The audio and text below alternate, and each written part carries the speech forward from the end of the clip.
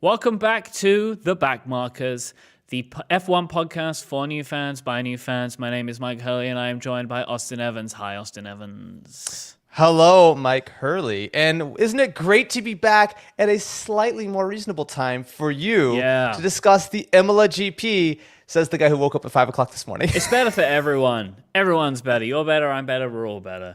What have we got? It's Everyone? Miami next time, right? So that's going to be a little bit different in times again. I need to look into that. We can talk about that a little later on in the race. So we are the Backmarkers. Why are we the Backmarkers? Well, the Backmarkers, they're at the back of the pack. They don't have as much experience sometimes. We'll get to that a little later on today, maybe. But they have the most heart. You know, it's like we don't have decades of experience in Formula One podcasting, but we have the most heart, and that's why we are here. Austin Evans, let's do your job. Give us a quick recap of the race. Absolutely. So after what was a busy, then quiet, then busy Grand Prix, the podium was Max got a very commanding win. Checo came in second, so it was the first 1-2 for Red Bull in many, many years. On top of that, Lando surprisingly came in P3, rounding out the podium. Going down the rest of the points scoring positions, we've got George Russell in P4 for Mercedes. We've got Valtteri Bottas in P5. That got a little spicy, but that's P5. Then Charles Leclerc in P6. We'll talk about that as well. Shout out to Yuki Tsunoda for getting a really solid P7 on this one, as well as Seb got P8. Then we've got Magnussen at P9, and finally Lance Stroll at P10, meaning that now officially every single team has at least scored a point this year, and we're 4 races in, so that's nice to see. And I'm sure Aston are happy to get some double points, but yeah, it was an interesting race because we it very much felt like it was either all on or all off. Because like that middle 30, 40 laps, boy, it was I was getting a little sleepy there. Yeah, it had a bit of a dip in the middle. And it was like the wonder of is there going to be rain? You know, because it started with a wet weekend in general. Should we do a little bit of context? So this race was the first sprint race of the season. Austin, I'm not sure if you were following along. It took me about a good 45 minutes to try and wrap my head around the changes to the sprint weekend change this time. But for people that are maybe not following, so there are a couple of differences. So for this season, instead of the points just being awarded to the top 3 winners, and I think it was 3-2-1, they're now the top 8 positions in the sprint. And so the sprint race happens on Saturdays. They move the whole weekend around, qualifying on Friday. You have a 20-odd lap race just to decide the final grid position for the day.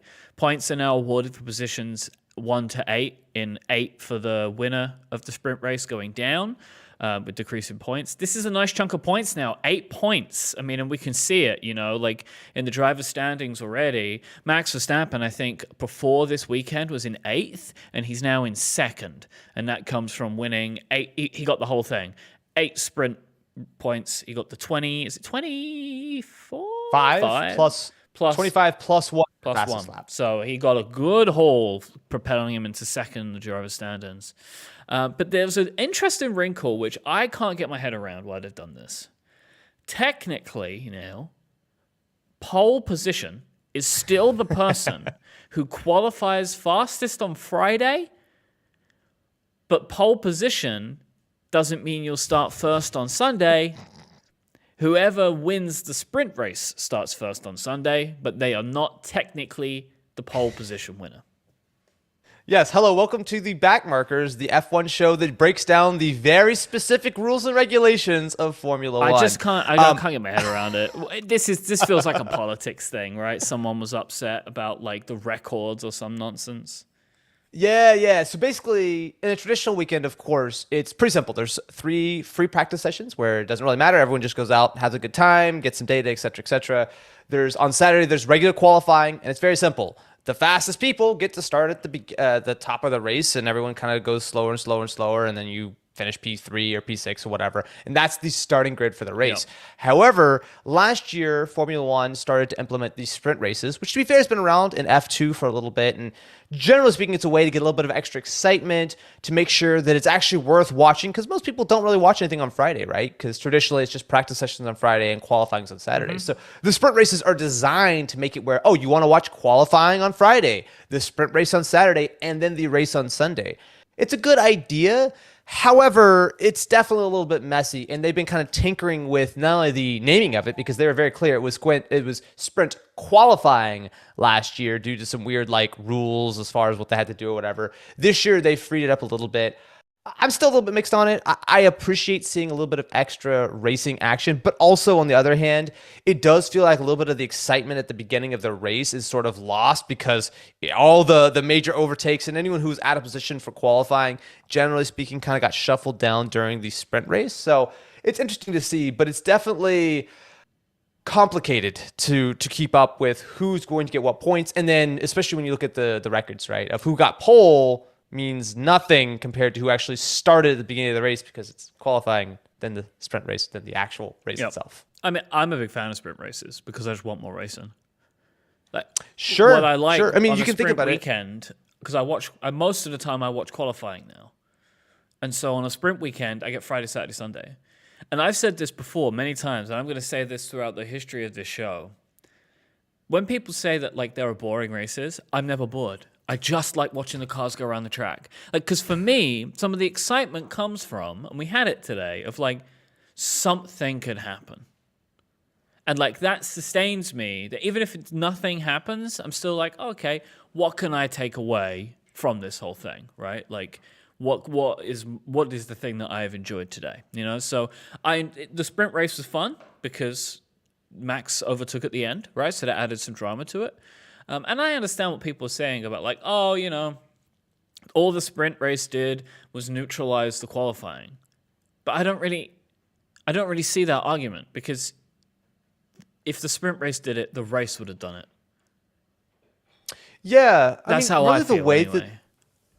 The way that the sprint races are laid out is essentially like it's just one race, and there just happens to be a red flag in like 24 hours in between, right? Like it really kind of, as you said, it kind of neutralizes it in some ways, but in a lot of other ways, it's just a 30% longer race or whatever the actual number is. So it's interesting. I think it was nice to see this weekend because we had sort of a wet qualifying session. Then we had a dry sprint race and then a wet/dry race. So there was a lot of variety there. As far as I know, there's 2 more sprint races this year, but there was talk about maybe even doing as many as 5 or 6 sprint races for next year. Yeah, so they wanted to do it this year, but it seems to have been some shenanigans. And that's what, like, I agree with what Feek is saying in the chat. Sprint races are nice to have, and 3 of them per season is like the perfect number. So my feeling is either you do 3 or you just change the format and it's always this. Like that's kind of how, like I feel like you don't just keep doing them. Either do a couple, like just a small handful, or make it just the default. This is how the race weekend is run. If you do like a quarter of the races or half of the race, like it doesn't make sense to me. It's kind of like either go all in on this is like the qualifying, or do something like reverse qualifying or whatever you want. But like I don't think they should just keep like increasing the amount of differences that occur. Either make it like a special thing on certain weekends, or just change the format up completely. Yeah, I could believe that. I mean, the idea behind a sprint race, among all the other stuff, as far as like, please watch all our races, is that you're giving these drivers, 20-something laps to go flat out, right? They don't have to take a pit stop. Like, they can just go flat out. And especially with so many more points on offer, it definitely does seem like compared to last year, there's more incentive to really go for it. If you're P4, most people are like, whatever, I don't care. But P4 pays out a lot of points now. So I agree. I'm okay with the sprint races. I'm still happy to see them. But you're right. If this was every weekend, it might get a little bit grating. But as far as having it kind of, a little extra spice on a few races throughout the year, I'm very happy with that. But Mike, there's a lot that we have to go over, because not only do we have the qualifying, which is wet, the sprint race and everything, but of course, our good buddy Carlos Sainz got a huge contract extension. There was a lot of talk about whether or not he was going to get it. And so now he's been with Ferrari since last year. He had a contract up until the end of 2022. However, it has now been extended all the way till the end of 2024. So the Ferrari driver pairing is not going to be changing in a hurry anytime soon. And to celebrate, Carlos put in one of the most impressive performances of the season, if not of his career, and made it 3 turns before Danny Rick spun him out. Well, I mean, also, it's kind of impressive to crash both in qualifying and the race. Carlos, man, like I think the commentators were talking about this during the qualifying and the sprint, and it really is true that I think it is a combination of him. He has bad luck, and he maybe loses his cool a little bit. Carlos keeps finding himself in this kind of situation. I think most weekends of the season so far, something has happened to Carlos Sainz. During the whole weekend as a whole. I mean, when you look at the difference between him and Charles, Charles is in at 86 points in at first, and then Carlos is at 38 points in at fifth in the standings right now. This was not the weekend for him. I mean, it being in Italy is bad enough, and we're going to get to that. But then for it to be a weekend where Ferrari have officially to the world been like, we believe in this guy. He's our guy. And then he causes untold amounts of money in damage, I'm sure, right? Maybe not that much. It wasn't too bad. But damage money, right? And just no points. Yeah, I mean, to be fair, if you watch that replay, I mean, it was a real racing incident. Oh, for sure. I do think it wasn't. It was, to me, a little bit more on Danny Rick's fault than Carlos. I don't think Carlos was doing anything wrong. I don't really fault anyone. It was just a thing that happened. It's not Carlos's fault. But he keeps finding himself in these kinds of situations, right? This is the problem. Yeah, and it's unfortunate. But that being said, it's a long season. It's very easy to get caught up. I mean, what were we doing last week? But we're talking about how Max and Red Bull, they're almost out of the championship, blah, blah, blah.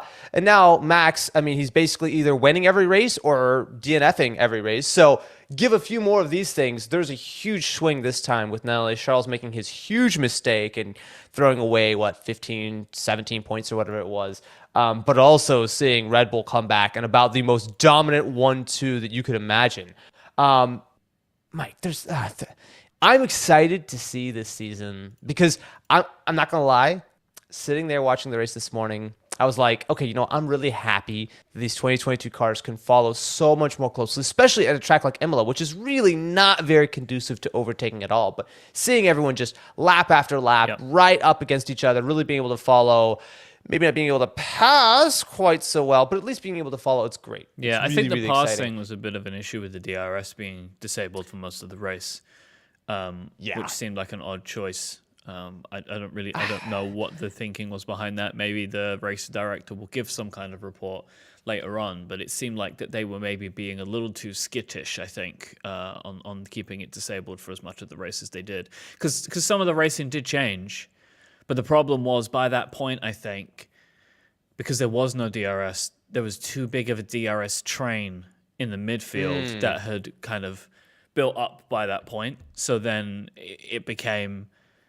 Let's just start talking about some of the race moments. It became impossible for Lewis. This was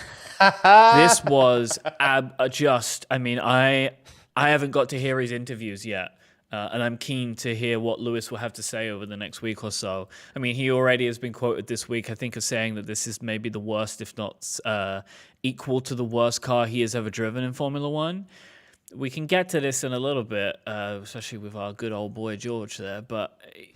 This was just, I think, actually ended up being just a very unlucky race for Lewis Hamilton. The hit from Ocon, I don't think helped in the pits, right? And then, I mean, Pierre Gasly, an absolute lion, keeping Lewis behind him for the entire race. It was very impressive, but terrible for Lewis. Yeah, man.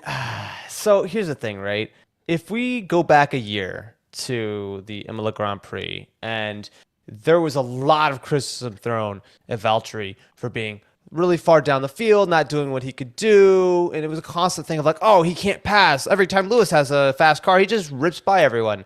I think we're starting to see a little bit of a crack in that because, look, Lewis had opportunities. He tried, but there was just nothing in the car, and there's nothing in him that he could really make any real moves stick. And, I mean, I don't know how many laps he was behind Pierre. It felt like it was a lot. I mean, most of pretty the much race. every single lap. Yeah, absolutely. It was from the pitting. So as soon as they switched over to the slick tires, it was that for the entire time.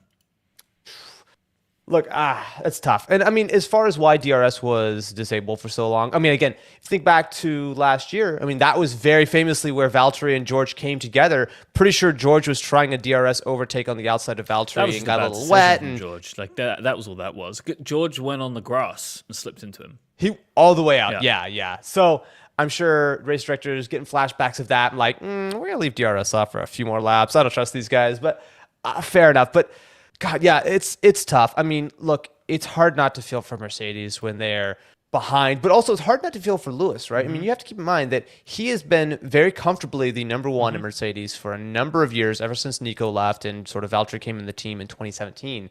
And now what we're seeing is George is outperforming him, not comprehensively. I think it's definitely dependent weekend by weekend, but I don't think anyone can look at these first four races and think that George, as a newcomer to the team, is, he's got to catch up, he's got to do this. I think he's really on a real level with Lewis, and especially considering the way that they finished today and the way that the races and the qualifying and everything came together. I mean, look, everyone has a bad day. Everyone has a rough, patch here and there. But I think this is all making George look great and Lewis really having to struggle to not only keep his head in the right place, but also, you get all the interviews with Toto and everyone. And it's just like this team, which has been dominant for so long, are almost like, oh, hey, how's it feel to suck again this week? Oh, yeah, how's it going? Like, it's got to be, from a mental health perspective, it's got to be really tough for everyone at Mercedes. Because not only are they bad and everyone's talking about it, everyone won't keep saying to them, won't stop saying to them, you're terrible, right? Like, you're not going to win this, right? Like, you've got no chance, right? And it must be hammering them. But George Russell, head down, looking forward. Because to him, for George, all he has lost is opportunity, right? He is having the best season in Formula One he has ever had. And I genuinely think this is a difference maker.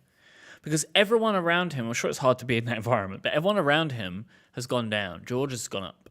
And I actually do think, for me, one of the saddest things of the season isn't that Mercedes is where they are. It's that not enough attention, I think, is being put on George Russell for doing something that so few drivers can do, which is come into a new team and perform. He is outperforming one of the greatest of all time consistently. Yeah. Now, I think potentially George is used to bad cars. And we have seen it.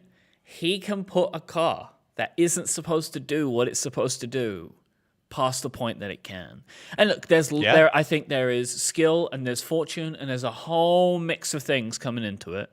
But George Russell is having a superb season. I stand by. Look, my original prediction was in 7 races. That feels wonky. Now, I think George Russell will win a race this year. All they've got to do is put the right car under him, and he's going to do it. He's not going to be the world champion, but I think that he has shown he has the stuff. Like, him holding Valtteri back today was superb, because don't forget, something went wrong. They didn't adjust his wing right. So George was basically with a limping car for 3/4 of the race, and he was able to put that 4th place position in. Again, I think what George has done this week is outperform literally what anybody thought was possible for him. I could not be happier for him, and also for Lando this weekend. I would just say, if you want to move on, we can touch back on that, but if you want to move on, I'd like to talk about Lando. Oh, absolutely. Lando. I mean, look, he had a great weekend, right? Like, he had, great start at the beginning of the race to get, up to P3. Obviously, he didn't really quite have the pace of the Red Bull or the Ferrari, but he was very comfortably best of the rest. No one really was even kind of coming close. And as soon as Charles had his issue, Lando's like, oh, hello, goodbye. All right, P3, no problem.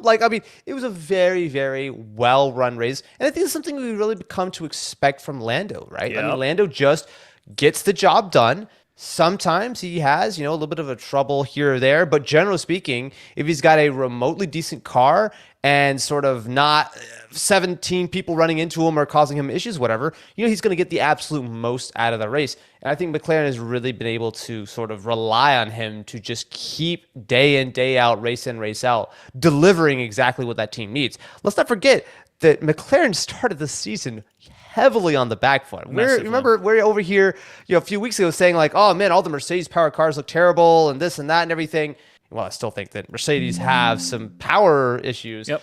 It's really nice to see that McLaren has not fell off the pace like they kind of looked like at the beginning, because they've been on a real upward trajectory the last couple of years. It's been great to see. And now a race like this, I think, just goes to show that McLaren, it wasn't just a blip. It wasn't a one-off or whatever, that they really are in it and they're going to continue to be in it. And if Danny Rick hadn't had his issue at the beginning, he very well would have been right up there with Lando as well. Yeah, it's very possible. It's very possible. I don't remember where he qualified. What the two of them, what the difference was in qualifying. P5 and 6, I believe, or 6, 5 and 6. They were side by side. So. Oh yes, they were, weren't they? Yeah, 5 and 6. You're right. I just think I'm sorry for Lando. This is second year in a row for him getting third place in Imola. Taking advantage of a situation which is good for him. But don't forget, like, he had a better start than Leclerc. Leclerc had a terrible start. This was it was not written in the stars for Charles Leclerc today, and it was very unfortunate what happened to him. I would say unfortunate, maybe reckless as well. I'm not sure. I'm not sure, right? I'm not sure. Is it? I don't know, right? Like, because the way that the commentators were talking of like, well, why did he do that? He shouldn't have done that. Like Nico Rosberg.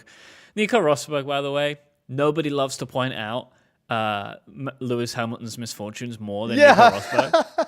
Isn't that incredible? Like, every time they would ask him a question, he'd be like, yeah. But Lewis, by the way, right? Like, it's like a complete, it's like, oh, yeah, that's a good point. But have you seen Lewis Hamilton recently? Like, very funny to me. Oh, my God. Yeah. But yeah. Nico needs to chill. It was not, Ferrari should never race in Italy.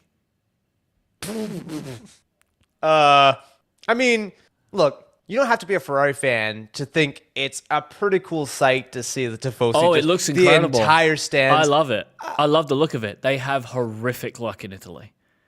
I think every Italian-based Grand Prix that I've seen in the last 3 years, they have some kind of horrible luck, and today is about as bad as it could possibly get.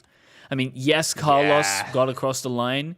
I mean, he should have won the race, right? Like, that was what everyone was expecting of him today. It's like, you are going to win this, Charles.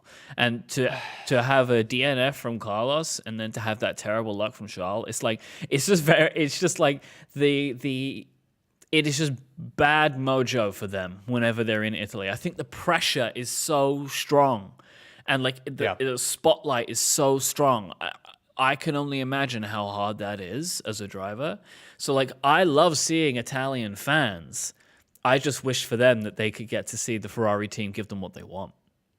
Yeah. It's tough. I mean, look, you never know what's going to happen. I think Ferrari definitely just had a lot of bad luck today more than anything else. I mean, especially for Carlos. I mean, it didn't seem like there's a whole lot that he could do.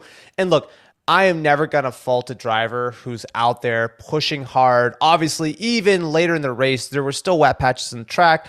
Like Charles was pushing super hard to get over those curves to try to get a good run. Like, look, I want to see everyone pushing to the max. And if that sometimes means that you're going to have an accident, then that's fine, right? Like, that's just part of it. Obviously, it's not great for Charles. He still has a very comfortable lead, but that very, very huge lead has now come down significantly, and especially considering how early we are in the season, you cannot count out Max and Red Bull yet, right? I still think on the whole of things, Ferrari does have the better overall package in their vehicle, and I still think, obviously, Charles is an incredible driver, but races like this are absolutely what would throw away a championship. And you know, if Charles doesn't win this championship, he's going to look back on today and think this is one of the major times that, if not, he could have done better. At least there were a lot more points on offer if he hadn't made that mistake. I mean, that's tough. But, you know, it's racing, right? I mean, again, but now I'd love to see... There's a 27-point difference between Leclerc and Verstappen.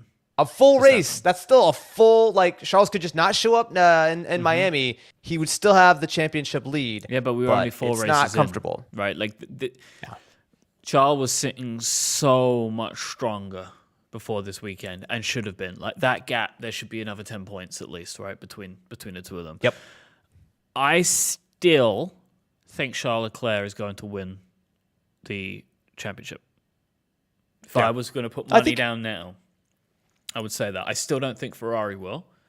I think they'll be second. I do because Yeah. this is that thing that I keep talking about. Like I've been talking about it with Mercedes in mind for me. Of like they keep getting double points finishes. This is their break for that. They did not get a double points finish today, but like that is what can help them when it comes to second half of the season. If they're able to pull out some podium finishes, it's going to raise the team's stock. And Red Bull, they're at 113 right now, which is great, but they should be way higher than this, right? Like if you think this, we're into race 4, and the statistic that everyone keeps talking about is if Max finishes, he finishes first, and that's only been this weekend, right? Yeah. So yeah. Oh, man, it's tough. I mean, I've got to say, Red Bull is looking strong as a team. I still think Ferrari has the better overall car, though, right? Not only just counting Red Bull having the reliability issues, but generally speaking, it does seem like Ferrari just have a more well-rounded package.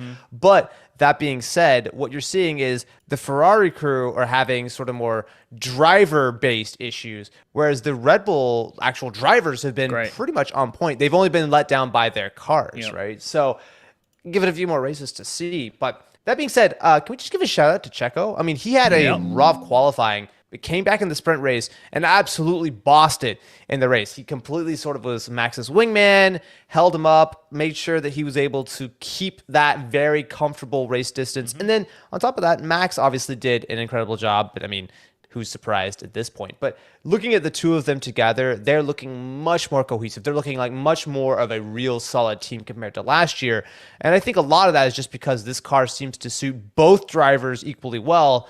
Whereas in the past, it really does seem like the entire Red Bull team and that car was hyper specifically designed for Max and Max alone, and Checo was never super comfortable with it. But nowadays, it seems like they've got a nice car that everyone on that team is enjoying driving. But this goes back to what I was saying earlier, though, about it usually takes drivers a season or so to fit in, and there's always that conversation. I remember it with Checo of like, he's still trying to get used to the car, right? And this is why I'm so impressed by George, genuinely. Like, I'm so impressed with him absolutely. that he is able to do something that Lewis is not able to do right now for whatever reason that is. What else do we want to... Is there anything else from the race that you wanted to touch on? I mean, so the DRS thing was weird. I mean, we just have to keep in mind, Imola is not a great track for overtaking, right? This just has always been the case, especially when you go back to, in the early days, in the 2000s and before, when this was part of the regular circuit sort of rotation. I mean, you would see very, very little overtaking then, right? So it's just not a great track for overtaking. That being said, though, seeing that DRS train, or I guess the non-DRS train, of everyone being able to follow really closely but not actually sort of pass, that was interesting, right? Because it was great to see everyone stick so close together. Obviously, most of the TV coverage was on Lewis as well as Pierre, but there were a bunch of other people in that train, including Albon. The coverage on Lewis was just ridiculous at a certain point. Like, at one point, I think they were talking about Lewis, they were talking about George and Valtteri, and showing Lewis. And it's like, how many times are we going to watch him get close to Pierre and pull away? Like, it was egregious today. Like, I get the point of like, if you can catch that moment, awesome. But look, there are so many things you throw to replay on. We did not need to watch Lewis fight and struggle so much today. It was not to anyone's benefit, really. Yeah. Well, so the thing to consider, apologies. Yeah, there we go. It's a problem being live. There we go. Look, I held it for as long as I could.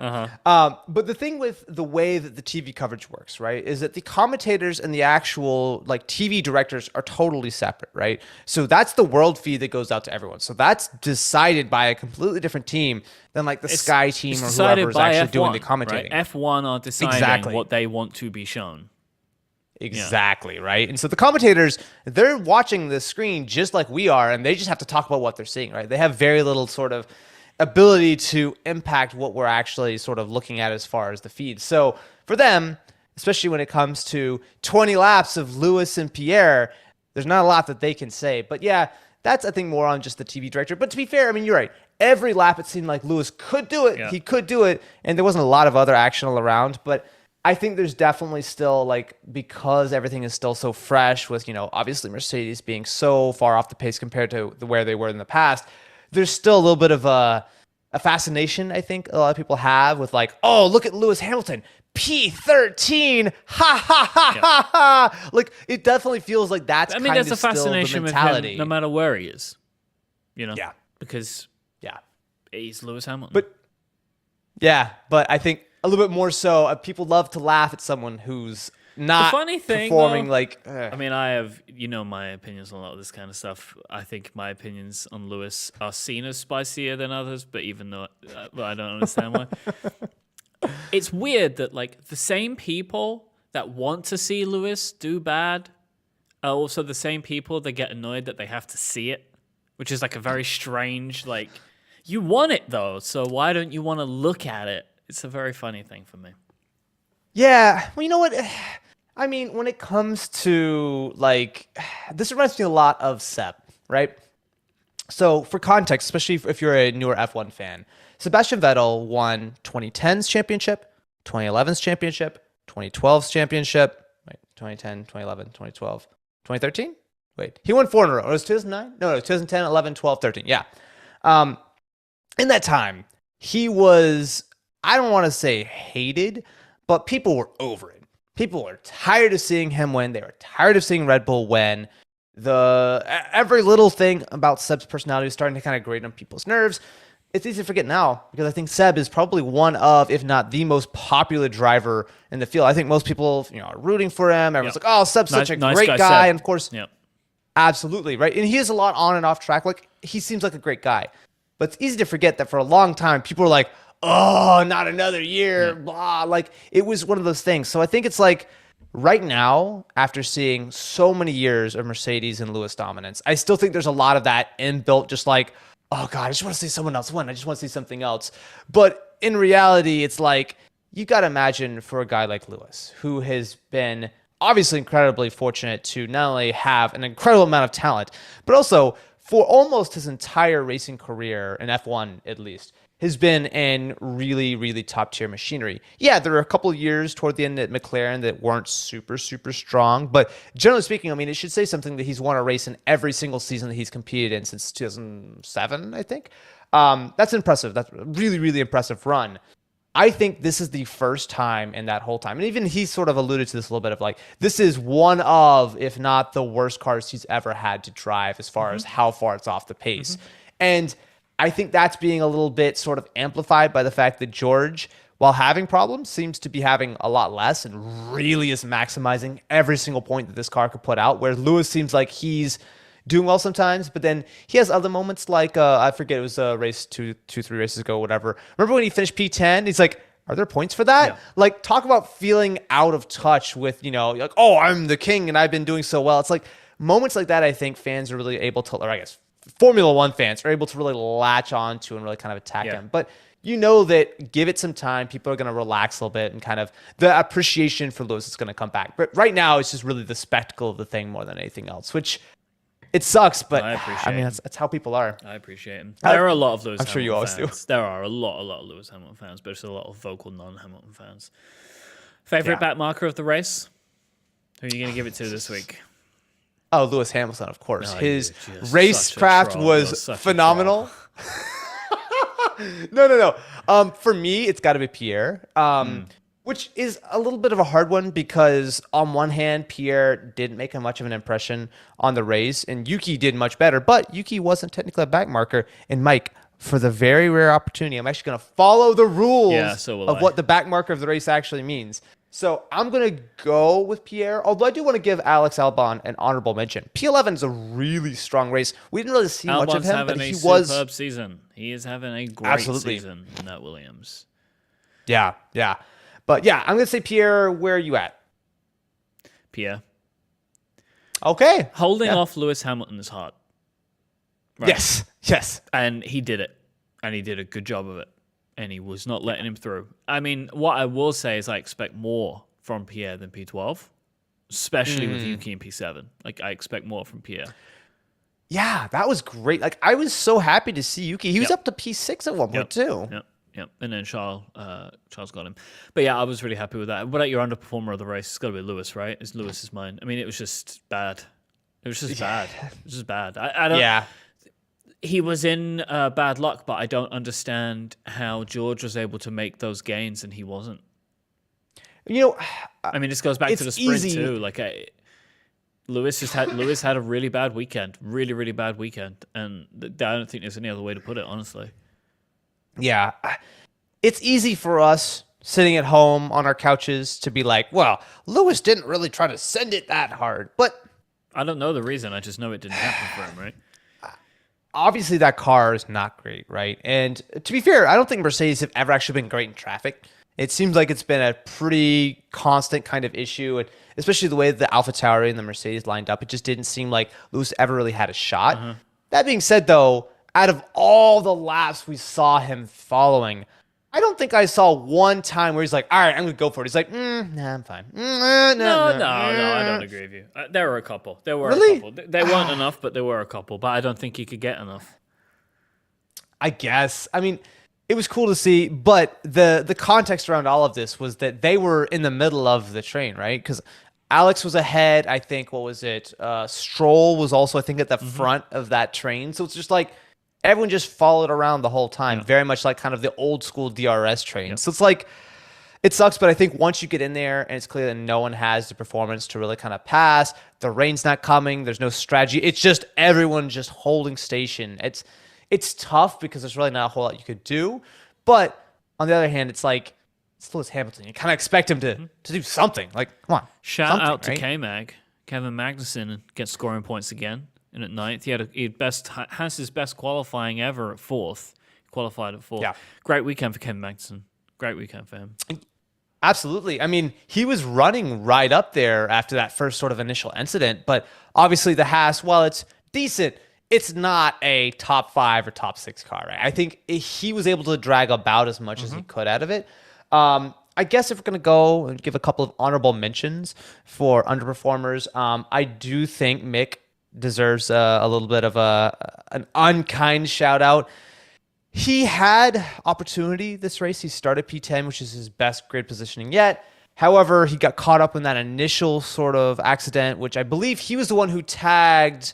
did he tag the Alpine? I think he was the one who tagged Alpine and knocked Alonso out, right? Yeah, he was the reason for Alonso's car exploding into 1,000 pieces. Not for the first time this year. No. Also, Danny Rick, I think, needs, as who was saying? Kem was saying in the chat. Danny Rick, I can't blame him for that opening thing. I do think it was his fault, but like that was fair enough. It wasn't a huge issue. I mean, it was close racing. But after that, he was nowhere, right? I mean, he got a little lucky because McLaren pulled him in early and he was able to jump a couple of positions for the pit stops, but it just wasn't happening for him. He was not able to make anywhere near the progress that Lando was. And it almost makes me wonder, like, if Carlos was actually able to get his car out of the gravel, would he have been able to make it all the way through? Or would we have also been stuck kind of in that midfield? Something tells me that Carlos would have been able to work his way through. Maybe. But it was tough for everyone to pass today. Yeah, it was. I think part of that was the DRS thing, for sure, right? Like, was holding him back, wasn't letting him make the gains. Mick had a bad weekend, couple of spins. I think he span out in either the sprint or the qualifying too. I think it must have been the qualifying because he did all right in the sprint. I mean, he's still finding his feet, right? But he's having a much better season than he had last year. That's for sure. And I think it helps that the Haas is performing well, way better than anybody would have expected. He just needs some points. He needs a point. Yeah, just a point, please. Him and Latifi are the only drivers not to get a point so far this year. Yeah, and I would take a bet of Latifi not scoring any. So yeah, if I was going to say one of them, I think Mick will pull something because I think he's just got a better car.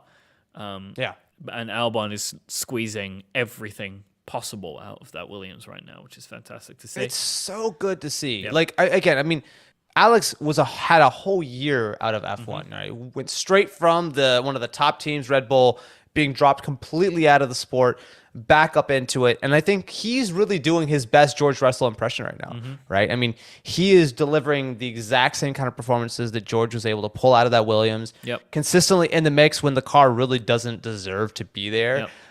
It's great to see. I really hope that Alex is able to either stick around Williams for a while or who knows, maybe even kind of work his way back up. Because I think he's clearly proving that he has got the talent to at least deserves something in the midfield. There are going to be a he's lot been of doing a decent really solid spaces, job. though. I mean, there is a trend in the last year of a lot of teams tying up their drivers for a really long time. So I'm intrigued to see how that's going to end up playing out as the rest of the season develops. What's your favorite thing from the race? I actually think a lot of my favorites are like sort of the P5, P4, P6 sort of zones. So You love Charles Bottas. Leclerc being in right? No. Everything around that. Loves Charles in 6.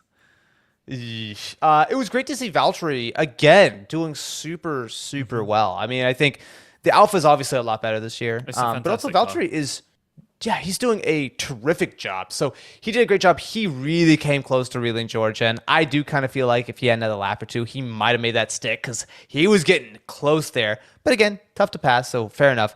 Also, Yuki, man, what happened with Yuki? I felt like he came out of absolute nowhere. He was kind of because I know he gained a few positions toward the start of the race and all the melee, and then he just sort of was working his way up and just kept pulling and pulling and pulling.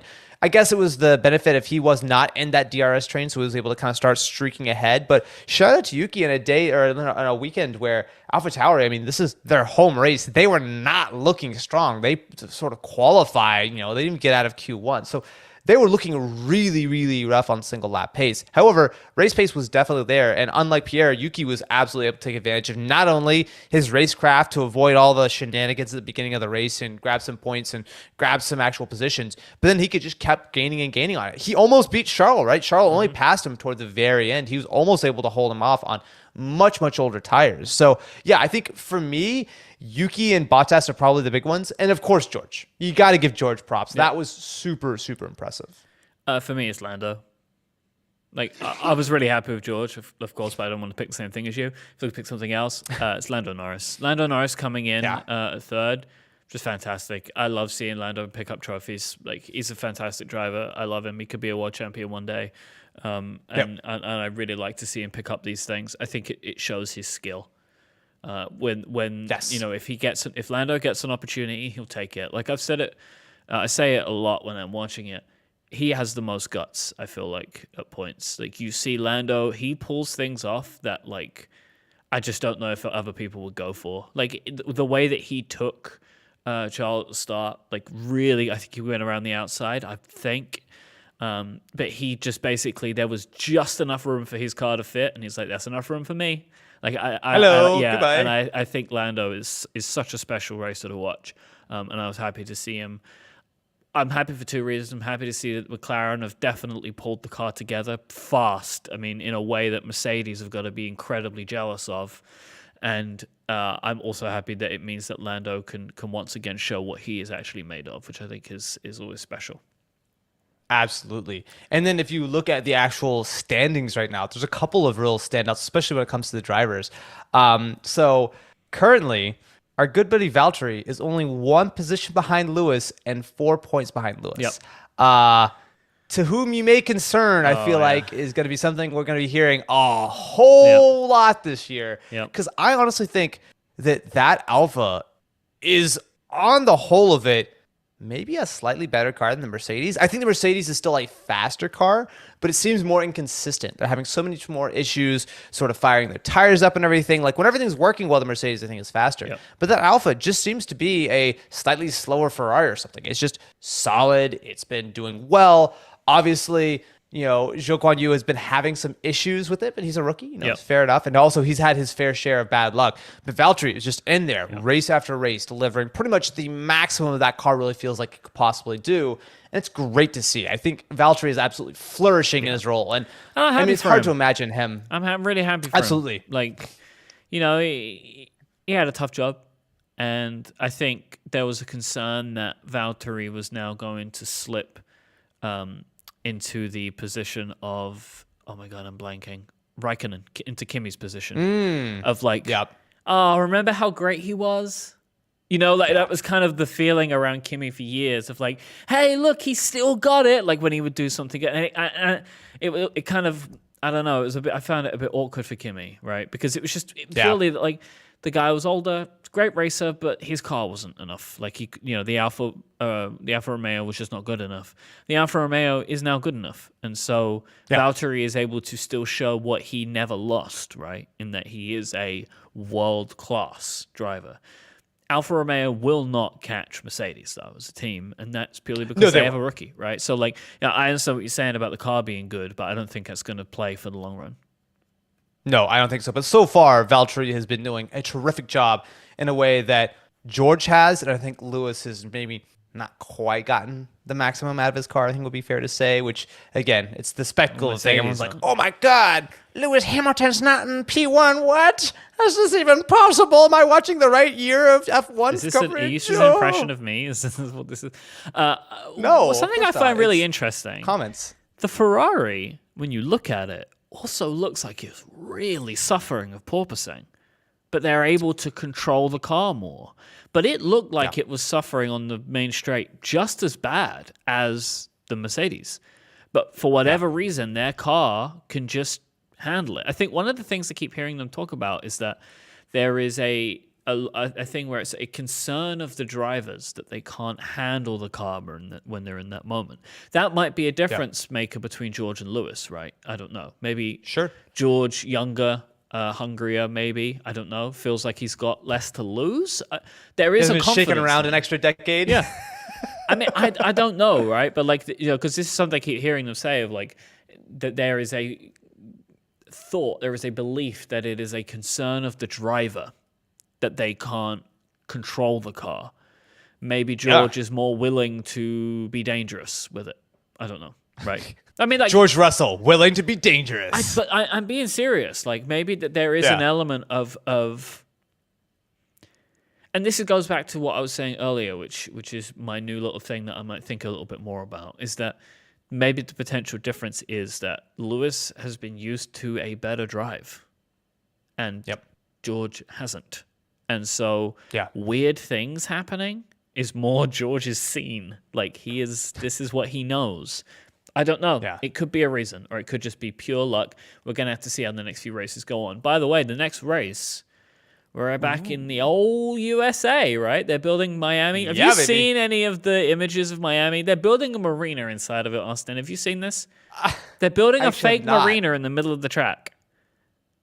Wait, actually? I'm being deadly serious with you. With boats? Yeah, they're putting some boats in. And I don't think they're real boats. And it's not attached to anything. It's just they're just water building it in the middle. Yeah, so it can look like it's on a marina. Okay. I'm Isn't it in a football stadium? Maybe, I don't know. Take a look at it, man. And they have Okay, so you can get the Marina Grandstand is a part of the track where they are building a fake marina. Watch the inaugural Miami Grand Prix from a seat in the Marina Grandstand. That sounds lovely. Look, I'm of course very excited for 7 to 8 U.S. Grand Prix per year. I'm really excited for the future of Formula One, and all these stupid European races go away because you're really out for me. We had plenty of those. You really are. I don't know what I did to you. I'm not sure what I've done to you. But no. I am looking forward to seeing the race. I'm always excited when we go to a new track. The Miami Grand Prix doesn't look like the most inspiring racetrack I've ever seen in my life, but you know what? It's one thing to look at a layout and be like, that looks whatever, and then actually see the racing. So hopeful that it'll be exciting. I'm never a huge fan of Miami itself. I still think Vegas is going to be a much bigger spectacle, but I'm happy that there's a marina so that we can see water because I'm not even sure if there's going to be water in there. It might just be painted blue. We'll find out. I mean, but that's in 2 weeks, right? 2 weeks, yeah. So no race next week. So everyone in the U.S. like me gets to sleep in for a weekend, which is going to be really nice. But there will be no race next week. There will be the Miami Grand Prix next week, 2 weeks from now. And fun fact, if you are in the States, it's actually going to be broadcast on regular ABC TV, which means that it's probably going to be a much, much higher viewership number than traditional races ever get. Obviously, it's better timing as well. Are you excited for the Crypto.com Miami Grand Prix? Oh, boy. I love Crypto.com Arena with all the crypto sponsors. I really feel like crypto is just the new cigarette branding. Yes, it really feels like that's what's happening I think now. every team has some form of crypto sponsorship, and I think that's only going to continue. There's one team that doesn't. I don't remember who it is. I think out of everyone, I think it's maybe, I don't know who it is, but I think there's one team That won't who currently last. does not have a crypto sponsor. Yeah, exactly. I think it's Yeah. Williams, actually, maybe. Well, it definitely won't last. Yeah, so that race for me is at 8:30 p.m., which I think is pretty decent. That'd be fun. Oh, that's not bad. Yeah, I'm happy with Yeah, that. yeah. But I'm excited. You want to go through some? Yes. Do you want to go through some listener questions Yes, I do. before we bounce? I do. So we right. have some comments and questions from listeners, which we collect. I pick some out as we're live from the live chat. If you're saying, hey, live, I'm listening to this afterwards, you can come and join us live on YouTube as soon as we can after every race weekend on the race on the Sunday. We're at backmarkers.live, or you can find us on YouTube. And of course, you can listen to us later on over at relay.fm/backmarkers, or you can watch on YouTube as well. And we've mentioned this before, that when we stream live, we do a little bit of hangout and Q&A on the live stream on YouTube after we finish. We've decided we're actually going to keep that in the video version. So if you want a little bit of extra hangout time with us, come check out the video on our YouTube channel. We're going to leave that in from now on. So Tony Skeeter pointed out that Toto apparently apologized to Lewis over the team radio for the car. Yeah, and I know that there was a lot of talk, I think after qualifying or after the sprint. Lewis was like very animatedly talking with Toto, and it seemed like they were not happy, which fair enough, because I wouldn't be happy either in that kind of scenario. And people but, try and make it yeah. out like now they're villain, like they hate each other, Yeah. like, rather than they're just upset about the situation that's going on, right? Which is it's like a fun thing. If I'm Toto Wolff, I'm nervous, right? Of course, Because you don't want an unhappy Lewis Hamilton on your team. He is under annual contracts every year he signs. No, actually, I think Lewis is on through next year, isn't he? I don't remember. Maybe not then. I think he's under through the end of next year, but we'll see. Nevertheless, you don't want it, right? You don't want it. Yeah. Tableau Tim said, Red Bull have experience chasing a championship and generally are a better drilled team. Checo really has made them a fully functioning team. I think that is a fantastic point that I wanted to mention. You know, we've spoken about this before, and I think this is something that multiple seasons of Drive to Survive have focused on, that there's never been somebody who can match up to Max, and that Red Bull is always looking for that person. They have found that person in Sergio Perez, which is unbelievable considering Sergio Perez was... He kept a race seat by the skin of his teeth. There was no seat for him, and it was just where the chips fell that it ended up that he could get it. Mike has confirmed, by the way, contract till 2023, so thanks to Mike Bella in the chat. That's for Lewis. Yeah. But yeah, Sergio is fantastic.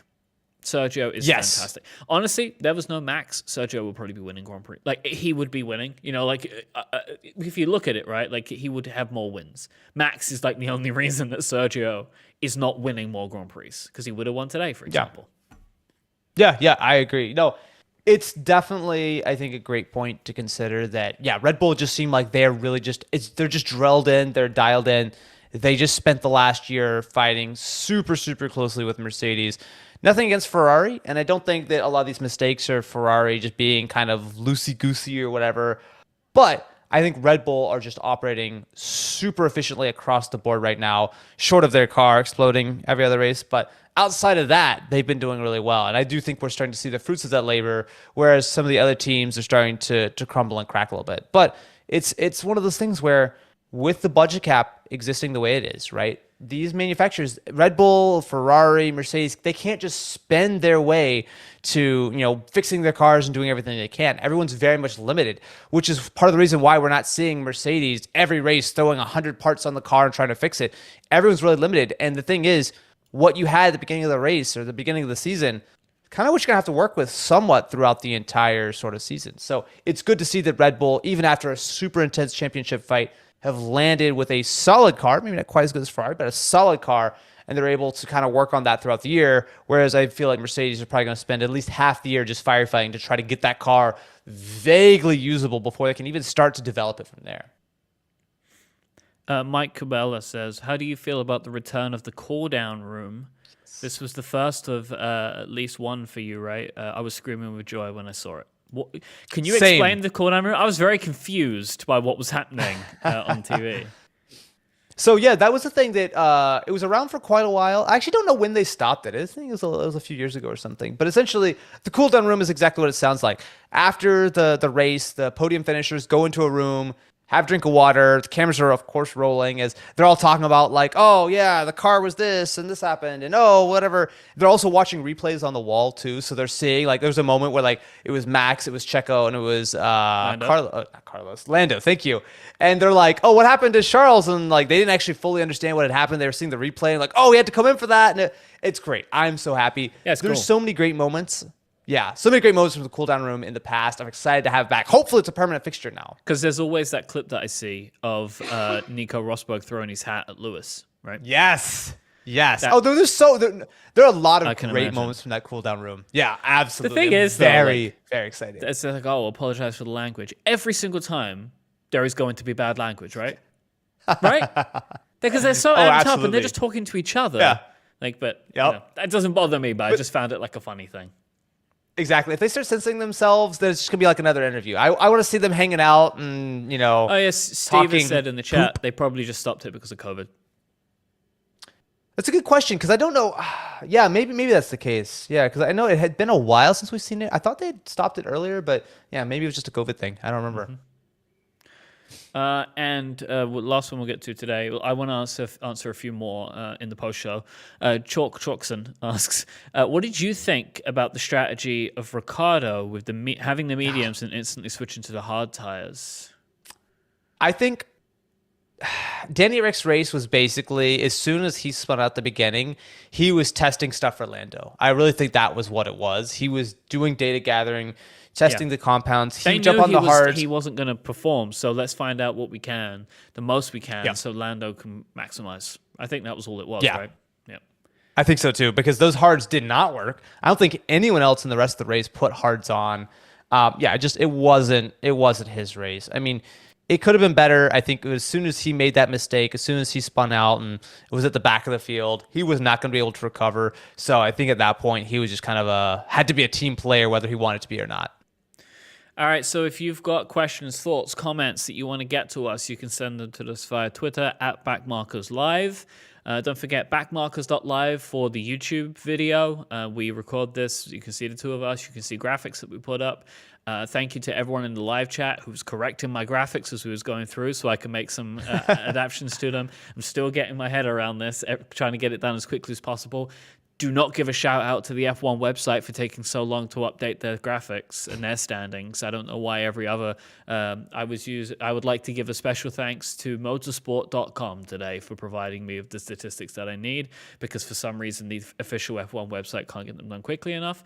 But also you can catch our new YouTube post show, our own cool down room. That's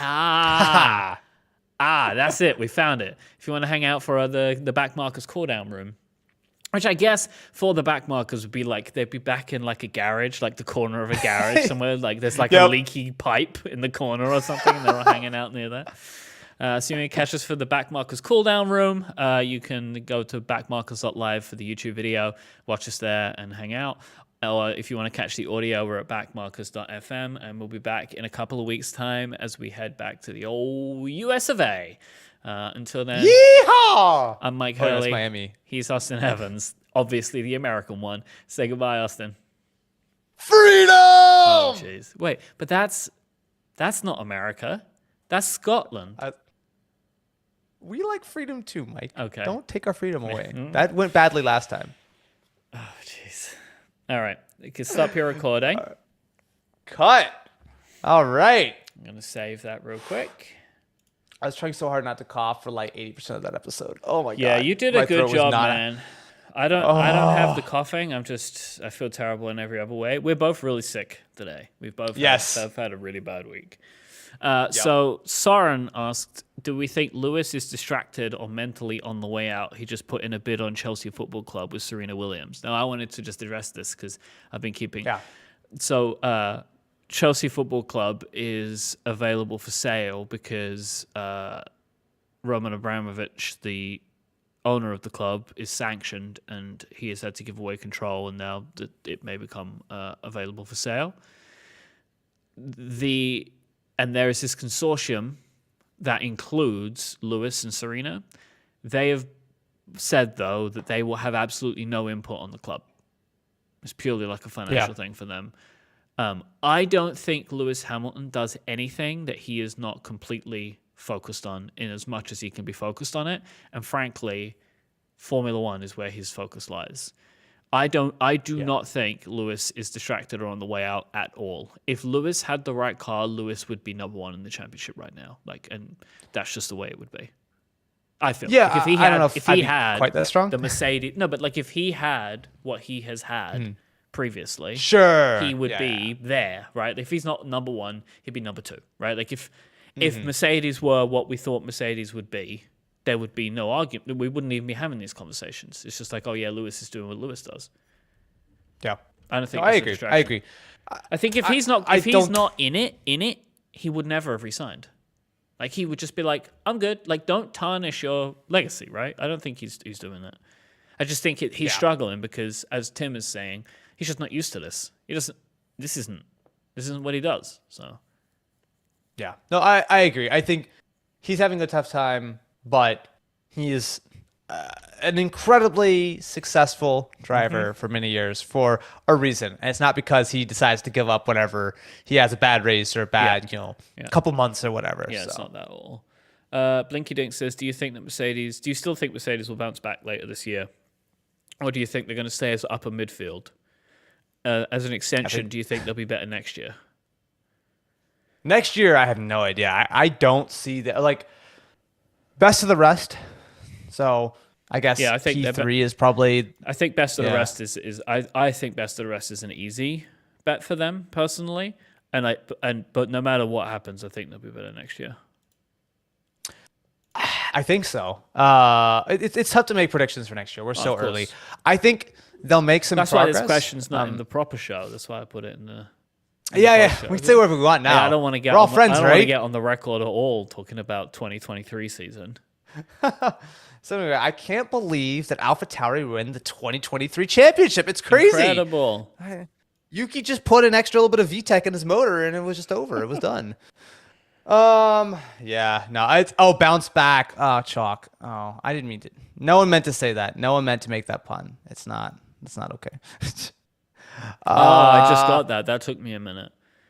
Yeah. Bounce, No, porpoising back. It's too soon. And Kride Bouchan says, would you take Gasly at Red Bull next season or extend Checo? Oh my God, that's a brutal question. No, it's easy for me. Okay. Checo. Go with what you know. If Checo stays on the form he's at right now, yes.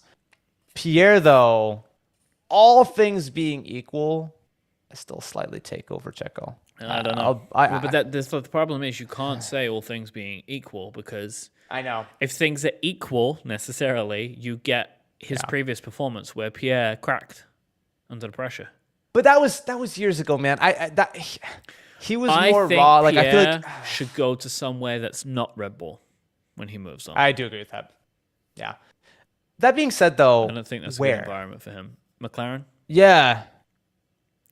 And get rid of Danny Rick? Actually, that's a good question. Is Danny Rick... Nope. I think Danny Rick is out of contract at the end of this year, That's why it's one of my picks, that Danny Rick will not stay at McLaren. Yeah. I would probably take Pierre over Danny Rick. Yeah. I mean, I love Danny Rick, but I would take Pierre over Danny Rick. I still think Pierre is in that sort of upper class of drivers, in my opinion, of like kind of the George... Lando, I think that Checo's whole crew. Age and experience, I think, gives him a feeling of not being intimidated by Max Verstappen, which I think other drivers are intimidated by Max Verstappen, and I think it wears them down. And I think Checo is clearly able to manage that better than anyone else they have paired with Max. So I wouldn't rock the boat. I would keep it exactly as it was if I was cussed with being Christian Horner. Mike, I would love a day in the life if you were Christian Horner. Man. It'd be really easy. I would just apologize for all of the terrible things I've done and said. A lot of notes apologies would be coming from me. My bad. For the last 20 years, it's all good. Yeah.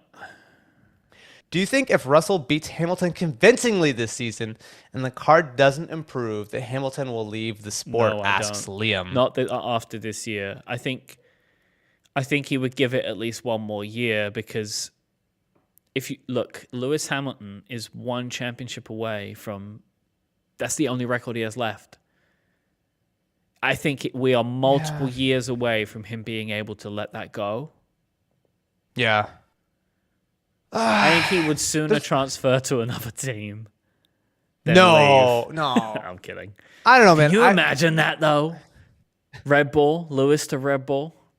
Oh, my God. I can't. Do you think there's Max any and way? Lewis? Like, there's no way, right? No. Because I was thinking, like, I could imagine Lewis going the way of Toto, of, like, actually going into a team principal role or leadership role, maybe in Mercedes or another team into the future. Like, Maybe, I think that would be like, there have been, not everyone, but there have been a number of drivers that have gone that way, right? Because I don't think Lewis is going to become a pundit, right? No. Like, I do think, what is next, right? Like, what is next for Lewis Hamilton? Because, like, you imagine they've got to stay in the sport some way. I think Lewis has multiple years ahead of him. But I could imagine him going into some kind of, like, senior role at a team. Yeah. I'm actually going to slightly disagree with you on this one. All right. I think if Lewis continues, like if the rest of his season is this bleak, if it's looking that bad, if he's just constantly getting beat up by everyone around him, I don't think he sticks around. But I think that's told unlikely. me that he has a 2-year contract, so he can't leave anyway. He's also Lewis Hamilton. Yeah, I mean, like, what's he gonna do? Like, he contracts- can't afford the fine, right? Like, Yeah, exactly. Nah, like, but actually, no, it's not going to be a fine. It would be legal. Like, they would sue him, right, for breach of contract. look, That's going to be I a think problem. if Lewis really wants to leave, he can leave. I feel like that. But he's going to really want to leave. And also, the car has to be really bad, and he has to have a terrible year. Like, I think there is a scenario. I don't think that scenario would come true. I really don't. It's very unlikely. I don't think it's very going unlikely. to end that bad. Yeah. Right? I think they're going to be best of the rest, and very much like as we move through the season, people are going to stop asking them this question. And then it will focus on, look how much they're improving. Right? And then set them up for, oh, yeah, you forgot about us? You wait till next year. Like, I feel like that's going to be where we're going to end up. Things have to get so much worse before that happens. Yeah, I think so too. I think it's very likely that Lewis will at least be around through the end of next year. But it would not be the most shocking thing in the world if this year goes really poorly, that he's just like, you know what, I'm out. I can see it being somewhat possible. That's all I'm gonna say. I don't think it. We're in the cool down room. We can say whatever we want now. As Mike is pointing in the chat, like, he has lost championship seasons in the past, but I guess not this decidedly we'd expect, right? Like, Lewis hasn't always been the winner. It's not a consecutive 7 for him. Yeah. No, and I think it's just one of those things where Lewis does not have to race. He's very well off. He can do whatever he wants. But I don't think it's money. I don't think he's racing for money. Yeah, it's because it's what he loves. And I think if people don't appreciate him, if people are constantly giving him lots of crap, if he's feeling like he's not being supported by the team, like, I think he needs to feel like he is being valued. And if that does not happen, why would he stick around? That's the way I look at it. I think Lewis believes, and I think is accurate, that he has a stronger purpose that is enabled by being in Formula One. Mm-hmm. I think it's going to have to take an awful lot to get to shake that away from him. Yeah. Yeah, I would be very, and also, like, I'm very keen to see what happens. I mean, I feel bad for him. I do. Yeah. Same. Because It's look, tough position. I mean, I feel especially bad for him because of the way his season ended last year. It has been proven now that it should not have gone that way, right? So really, he should have got what he wanted, which was get the 8, and then anything else is like, oh, some gravy now. The problem for him is he got robbed of the 8, and now is in this situation, and that's got to make it much worse. Mercedes are lucky he Yeah. came back at all. So they've got to be feeling that, right? Yeah. They've got to be feeling that because I bet there was a point where they were like, "Uh-oh, he's not coming course. back," and Yeah. they convinced him, I'm sure, to come back. I'm sure he wanted to, but I'm sure there was some convincing. And like, we built you this new car. It's got your name on it. We'll put it. the yellow on like you like. All right, I feel So like sad. my brain's gonna leak out my ears. So Same. thanks for hanging out, everyone. Really appreciated it. Oh, last thing, because we didn't actually talk about this. Chalk says, "What's your prediction for Miami?" Ferrari 1-2. I'm gonna say it Yeah, I'll go with that. just because.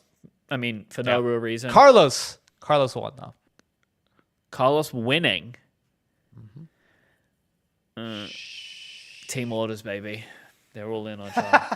No, not yet. They're all in on Charles, man. Not they're yet. all in. Not yet. All in. He's the most Italian seeming of the two of them. They're like all in. Wow. He speaks Italian. Wow. I mean, that's true. Come on. Does Carlos? No, I don't think so. At least I haven't seen it. Maybe he speaks a little bit. All right, cool. Thanks for watching, y'all. Thanks for hanging out for the post show. Much appreciated.